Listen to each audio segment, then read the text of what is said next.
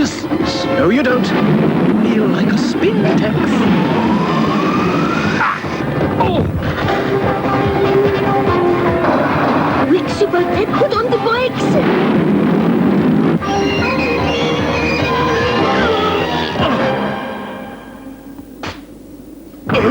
That's funny. I could have sworn I was taller than this.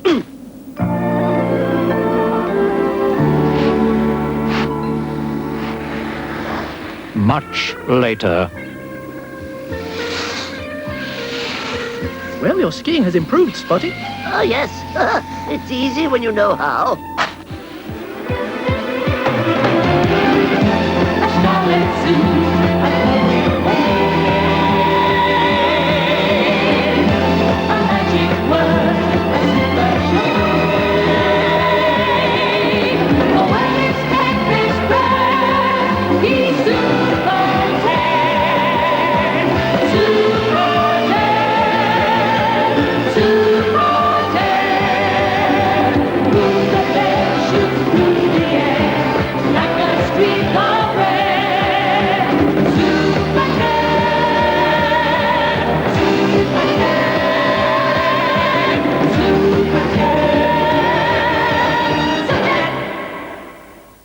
Brilliant, I love that. And now, on Children's BBC, the wackiest programme on television, presented by Steve Blacknall. Hello, hello, hello, what's all this then? This is the British Broadcasting Corporation.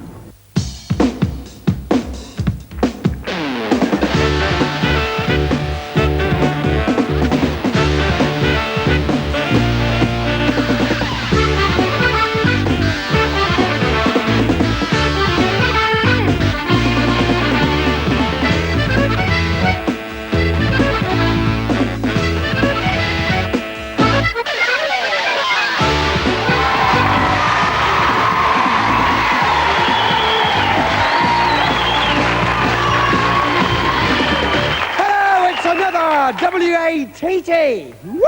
Oh, no. Oh, yes. The only programme made entirely by hand without the use of mirrors, strings, or clever electronic devices. The programme, I must say, that brings you everything, such as... Sophisticated humour. Sparkling wit. Style. Pizza. Vacuum cleaners. And huge exaggerations. Talking about porcupines. You know what porcupines are? Lies, porcupines. Bit cockney. All right. Did you know, shush, did you know that pigs can get sunburned? Yeah? That's why you don't see a lot of them lying about the beaches in Spain.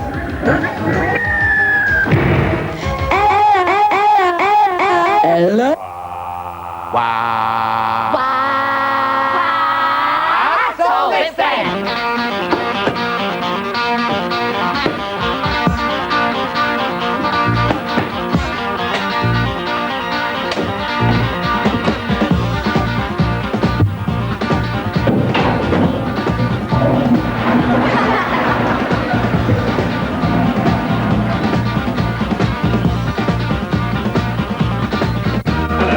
I'd like to buy a television licence, please. Certainly, sir. Black and white or colour? Well, what's the difference? Well, a black and white one is £18 and a colour licence is £58. £58? I'll take the black and white one and colour it in myself. Oh. Thank you. Bye. Hey, look! Wow! Is it a bird? No! Is it a plane? No! It's Superman! No! It's a bird.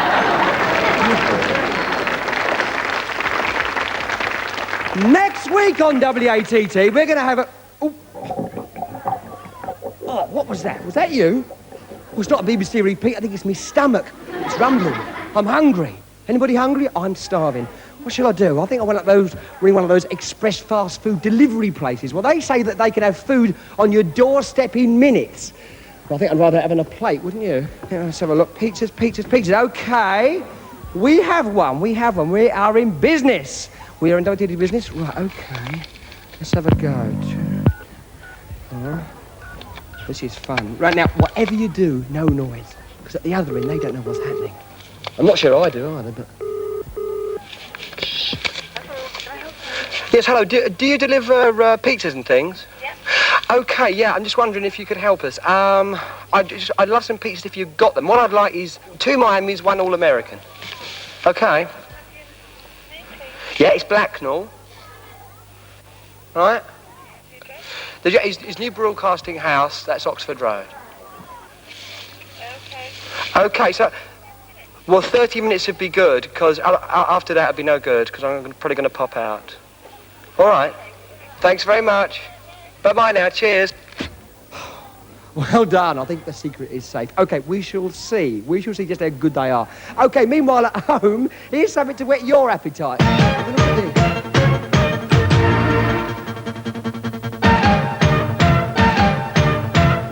And now here are tonight's Hughes Nedlines. I'm sorry. Tonight's Hughes Nedlines. Sorry. And now here are Ein Tight's new sidelines. Sorry, that's still not right. And now here are 9 stewed dumplings. Sorry. And now here are tonight's news bedtimes. I'm rightly sorry. Tonight's shoes and stockings. Tonight's news deadlines. And now here are tonight's new sausages. News helpings. And Dow Tiller and Nook's new pajamas. And now here are tonight's new soup, 9 soup. And now here are tonight's news haddock times. What's all this then? This is ridiculous. Read it yourself.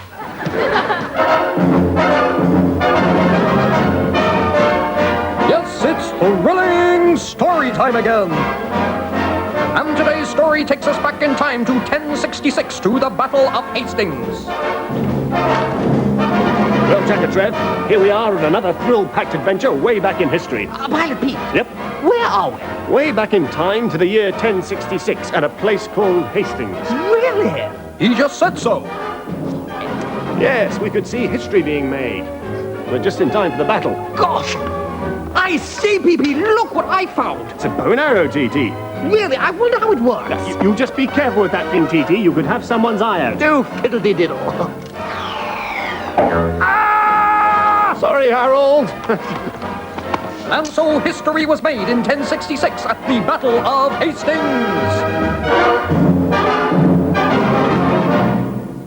What's all this then?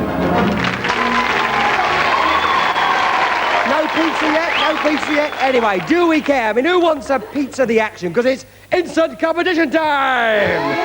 Right. Now, look.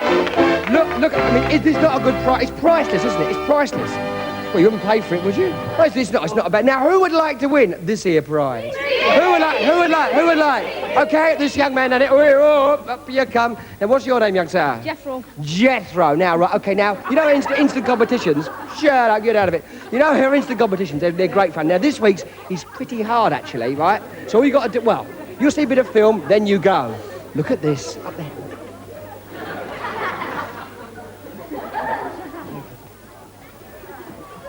Now, it's pretty simple, Jethro, because you guessed it. All you got to do is make a face like that. It's called a gurney. What she's doing, I'm not even trying. Look. Okay, right. Try it. Give us a real big face.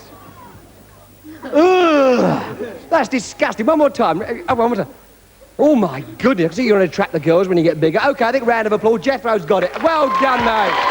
Well done. Oh, dear.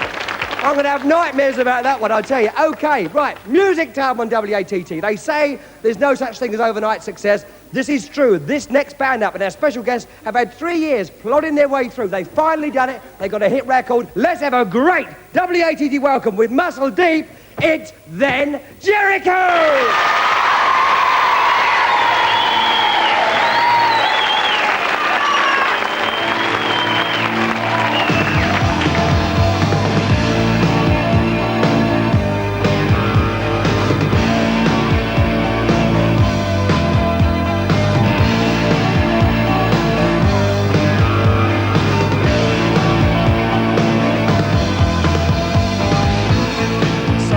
To break you down, and it's alright when the fear is there, but it kicks you in the face sometimes when the cold is biting muscle deep. Well, I don't know if it matters or if I can say it doesn't fool me when the fear is strong enough to hold its own.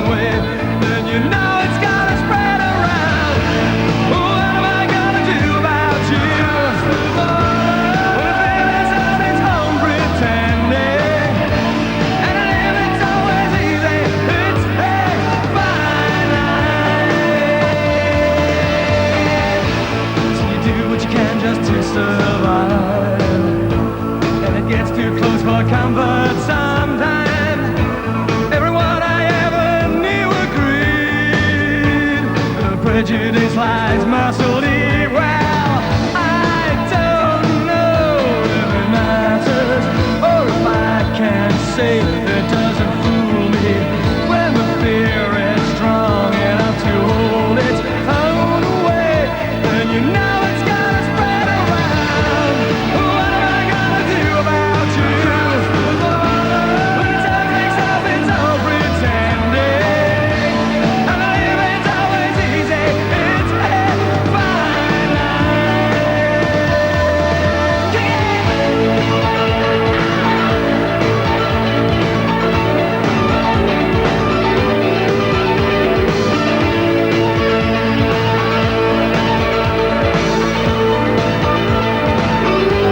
Come on, look at my world and I'll take you by the hand. It doesn't take too long, you see we're living in a land where faith and hope and glory count for more than life and peace. And bitterness and breaking boys are only muscly. Well, I don't know if it matters, or if I can say it doesn't fool me. When the fear is strong enough to hold its own way, then you know it's gonna spread around. What am I gonna do about you? When time is up, it's all pretending, and living is always easy. It's a fine line. What am I gonna do about you? When time is up, it's all pretending, and living is always easy. It's a fine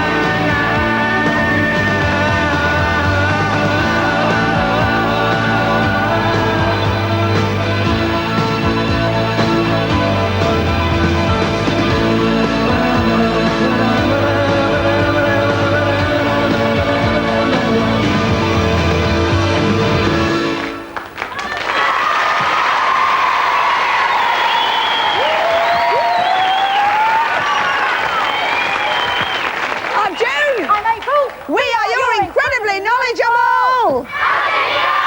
Oh. Due to our incredible success at solving problems, We've decided to stretch our expertise to even bigger things. So as usual, don't ask us, we haven't the foggiest. Oh, Right.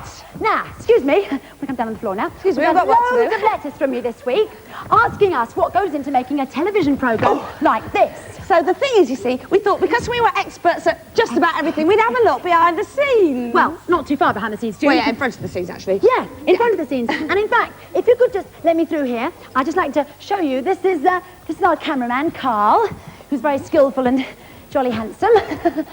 And as you can see, cheeky, as you can see, the camera is pretty huge. So he has to be very strong and muscly and tough and, you know, sort of very, very, very tough indeed, so that he can lift it and sort of move it around and that sort of thing. And if you look at the monitors, you can see a clip of our cameraman undergoing his training.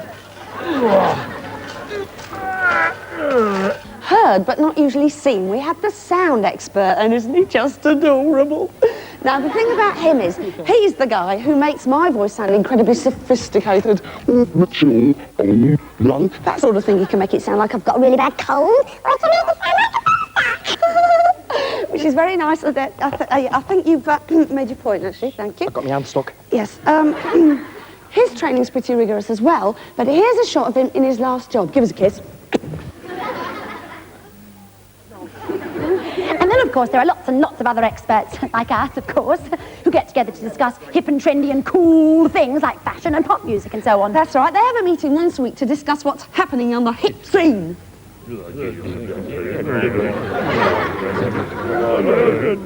And then, of course, the dancers go through their paces.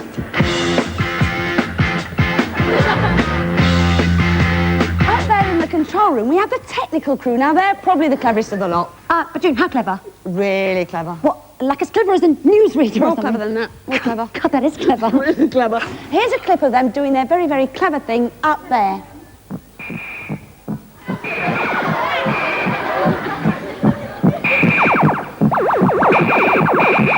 Gosh, what a lot of seriously advanced digital equipment. Then, of course, the director and the producer, very important people, get together to discuss all the final details. Oh,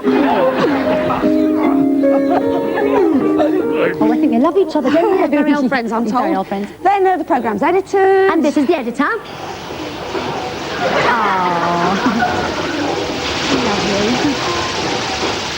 And then it comes to us. And what do we do? Don't ask us, we haven't the body is. Right. And basically that's how you make a television programme. So why not have a go yourself? That bit comes later. Oh, does it? Yeah. Well, what do we do? I don't know. Let's go and ask someone. Yeah, good idea. Bye.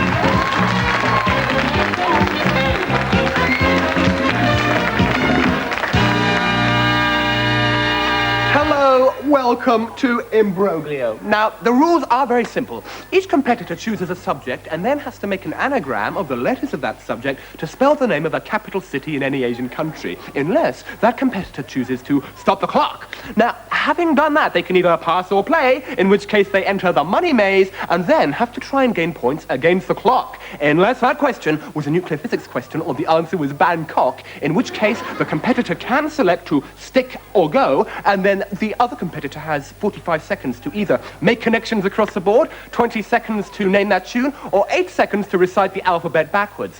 Whenever you hear the buzzer, each competitor has to change places with the competitor on his left-hand side, except for the competitor on the end of the row who'll have to sit on the floor. Each competitor has 2 jokers, except for the competitor in the middle, who has 1 or 3, and these can be used at any time, except while the game is going.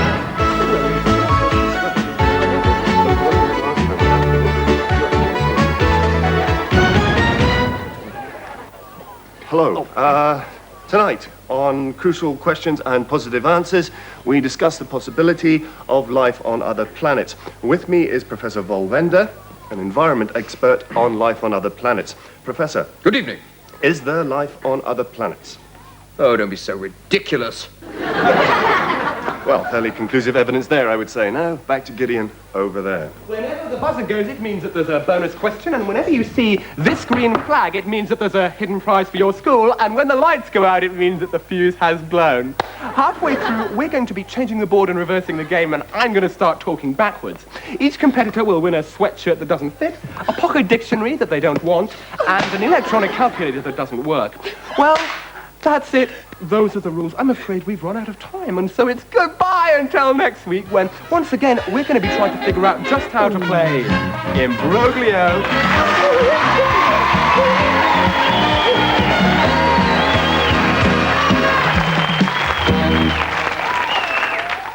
Look at these muscles, aren't they brilliant? And I'm just about to put them to the test in a real PE lesson.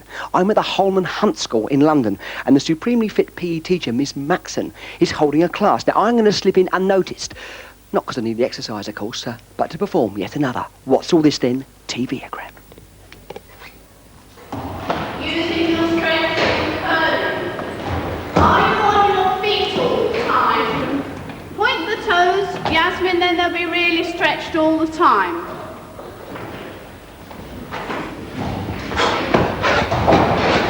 Sorry I'm late, miss. Can I join in? Is it okay? All right. Carry on. Right. I'm not very good at this. You stretch and go as you go. Oh. I've had enough of this. Miss Maxon, I've got to tell you, your class wrote to us at the BBC saying that these physical exercises class are getting a bit too serious, so we thought we'd lighten one up, right, with the help of one of our What's All This Then TV-ograms in the fabulous shape of one of the fittest men in show business, Mr. Christopher Biggins.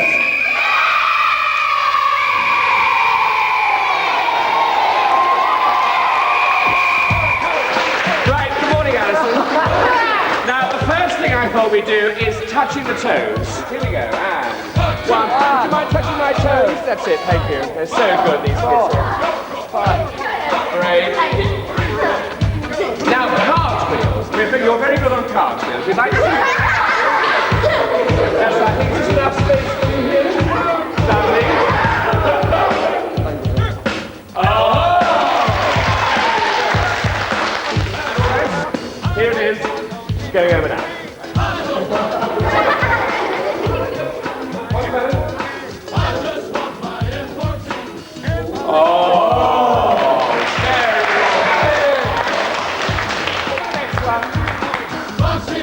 hula hoop time. Let's get some hula hoops. Our kids take one each. A promising career, I did that.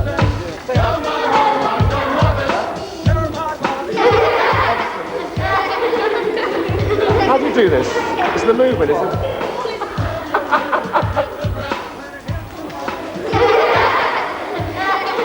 Is yours bigger than mine? Let me have a look. Let me have a look at yours. Yes, yours. You take that. Much better. Well, Alison, very good.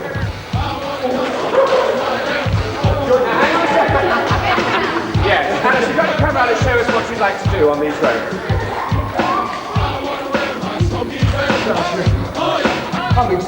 Takes a lot still. How you going? Would you please? Oh. Yes, you can do it. Oh, this is it. Yes.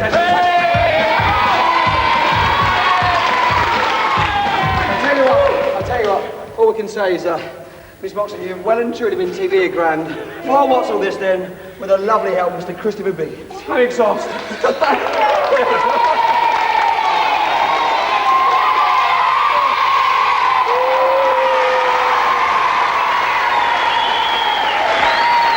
What's all? That was all finished. What's all this then? Yes, indeed. Okay, folks. It's on WTT. It's traffic news time. Let's get my nose fixed. It sort of runs in the family, that noise. Anyway, this is news for drivers going up the M1 to Exeter. The news is it doesn't go to Exeter, so be very, very careful indeed. Okay, thank you. Worldwide news now, okay? Here's the man with a personal organiser in every pocket. In fact, this bloke needs an organiser for his organiser. Here's the man with his nose always in the news. It's Adrian. Yeah, thanks, Steve. Lovely introduction. Love the gag about the motorway. Just letting it down there. Okay, so it's Adrian here saying, welcome to a little bit of a look. Okay, busy week, so let's get down to it. Here's something that caught my eye. A study being carried out by Pope John Paul has revealed astonishing results. Apparently, no one country tastes the same. Bizarre. Well, good luck to him with that anyway. And good luck to all those who are going to be involved this weekend with something that, happens every year. And that's the joint annual dance between the Society of Ballroom Dancers and the Bournemouth Invisible Ladies Club. And here's a clip from last year's event.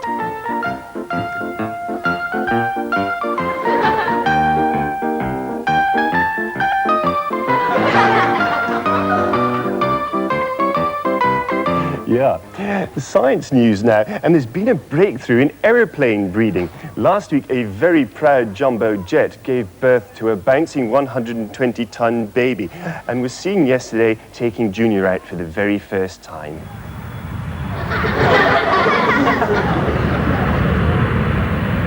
Sweet. Finally, and still on the subject of aviation, an attempt at breaking the world record for mass motorbike flying, which currently stands at 0, never got off the ground.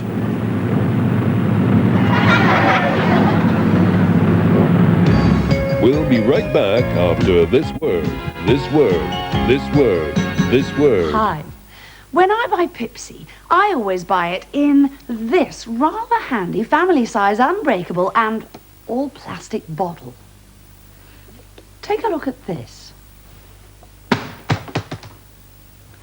Totally unbreakable.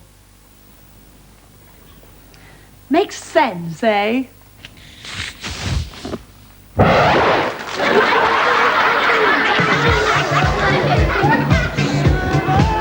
Still no PCA? No? Well, it doesn't matter because it's trend time again on WATT. Yes, it's time for the man himself, the man of the moment. He's hunky, he's chunky, and girls, believe it or not, he's still available. Please welcome the one and only Clive Norris.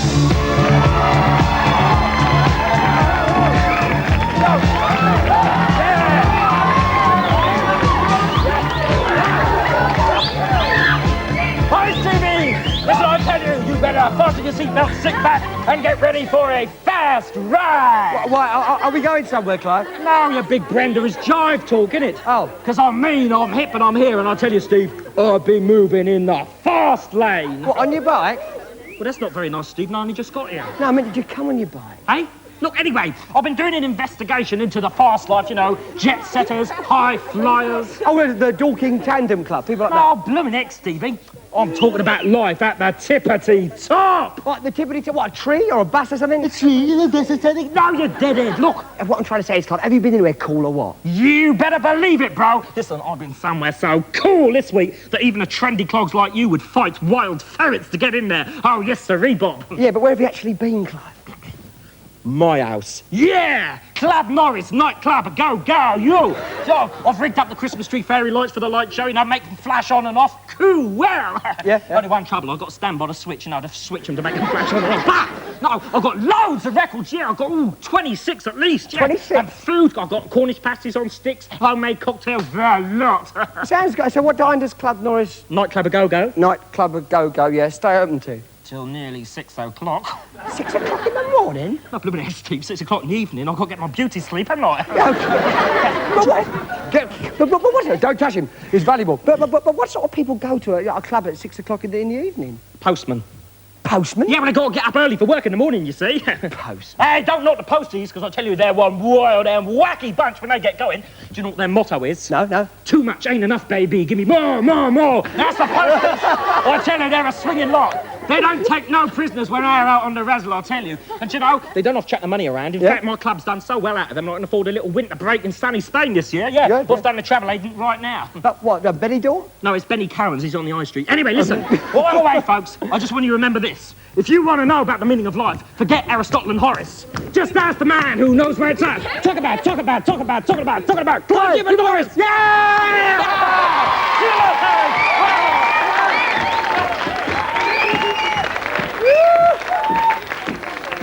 What can we say? Have a look at this.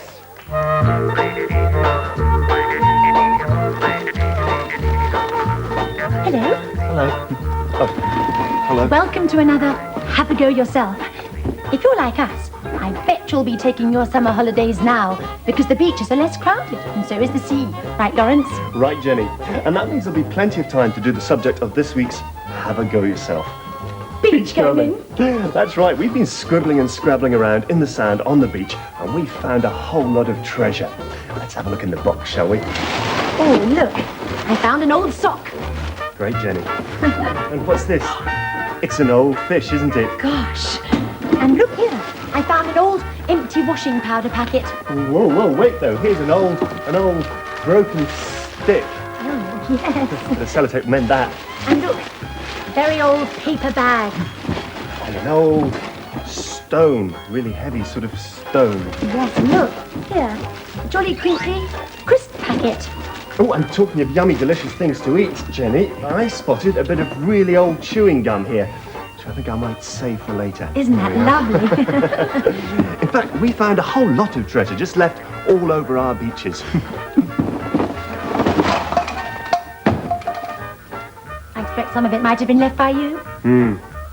Goodbye. Bye-bye.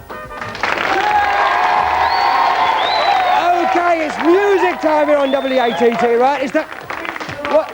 Oh, the pizza's here. Big round of applause for the pizza. Welcome to What's All This, then. Bet you didn't... What's your name, mate? Steve. Another Steve. Good choice. Did you suspect this at all? No. I mean, did you expect a big studio with all these hungry people?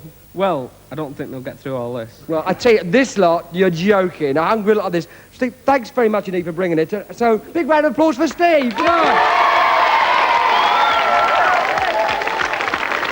Can we have a look? Let's have a look at a great pizza. You can have the bill. Oh, let's have a look. Let's show the pizza. Look at that. And the bill? Yeah. Shove the bill on then. You can have the bill, yeah. Okay, well, while I cut this into 250 equal parts and share it around, I'm going to show you now about the chap or the person I bumped into this week. So the gang said, go and find a space hopper. But this is all I could find. I'm in London town in the Queen Elizabeth Hall, looking for what I hope is going to be a real space... What's all this then? Colonel Charles F. Bolden Jr. Why don't you just call me Charlie? Oh, well, Charlie. Very good to see you here. Now, listen, tell us, what's it really like up there in space? It's really spectacular. It's kind of hard to describe because the adjectives run out, but it's fantastic. Everything you would imagine. Now, how big is the spaceship that you're in? Well, when you're down here on the Earth, it's relatively small and confined, but when you get in space where you can use all of the space there, then it gets to be pretty roomy. Charlie, what do you actually do up there when you're up there? How do you spend your time? As the pilot on my crew, I was responsible for monitoring the systems on the shuttle. I also had an opportunity to take lots of pictures of the Earth, and a lot of them that I'd hoped to show the kids here in England while I'm here. Now, do you eat real food up there, Charlie? It's real food. Most of it is dehydrated, which means we've taken the water out, and then when we get ready to eat, we add the water back, heat it up if it needs to be. The meats are packed in foil wrappers, so we just tear the foil wrapper open and you can get out a steak or whatever else you want. So you eat real food, and do you sleep real sleep? You sleep real sleep, but you sleep a different kind of way, because you could be floating around just like this and decide that you were tired and just close your eyes and sleep, and you'd stay there. You know, you might drift around a little bit. You can sleep on your head, you can sleep upside down. It doesn't make any difference, because with no gravity, there's no up or down, so you can sleep anywhere. Right, so sometimes you look down at your feet expecting the Earth to be there, and it could easily be above you. That's true, and that's one of the things that tends to make some people ill, because you come up expecting to see the Earth down where your feet are, and the Earth's actually up there as you just described. Have you got sick in space yourself? Fortunately not. I've only flown once, and my first flight was pretty enjoyable. How did you feel when you got back to land? Well, as you come back into the Earth's atmosphere, you can feel gravity coming on your body again, and by the time you finally land, you feel like you have a 200-pound man sitting on your shoulder, so you're really crunched down in the seat. Charlie, you've actually been in space. Does it feel right to you that people are actually up there? Oh yeah, I think so. You find that once you get yourself adapted in the first day or so to the way that you have to do things, it's a very natural environment, it's very relaxed, and it just seems like it's a place you'd love to stay forever. So, from now on, this is your life? Well, that's what I'm doing right now, and I really enjoy it. Okay, and you know, I'd like to talk to you some more, but I've really got to run, and we've got some kids to talk to. Okay, Charlie. Thanks very much. Thanking you. All right. Cheers. We'll see you. A real astronaut. Gosh. It's worse than that. He's dead, Jim. Dead, Jim. Dead, Jim. It's worse than that. Hello, you busy bees. If you can find an old yogurt pot, an empty cereal packet, some sweet wrappers, a bit of old shoelace, an empty coffee jar, and some bits of old toilet roll tubes lying around the place, then here's something really useful you can do with them. Chuck the whole lot in a rubbish bin and make the place a bit tidier. Bye. Ahoy there, me hearties! Anybody home? Oh, welcome home, Jim. It's just lovely to be home, my darling. Oh, come sit down, darling. That I will. Here, did you get that parrot I sent you from the Windies? That I did, Jack. Did taste right lovely. Taste? You don't mean to say you ate him? Well, of course I did, Jack. I cooked it with onion sauce and roast tatties. He were a special parrot. He could speak 15 different languages. He were a talking parrot. Well, why didn't he say something then?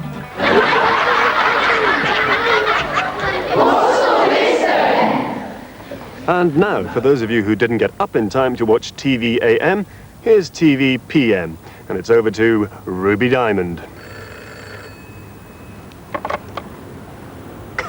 I'm sorry, it's over to Anne Ruby.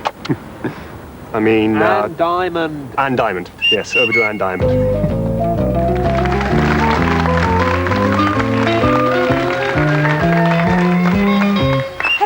I'm back, and I'm terribly overexcited because with me in the studio today I've got some smashing guests, members of the Red Arrows display team.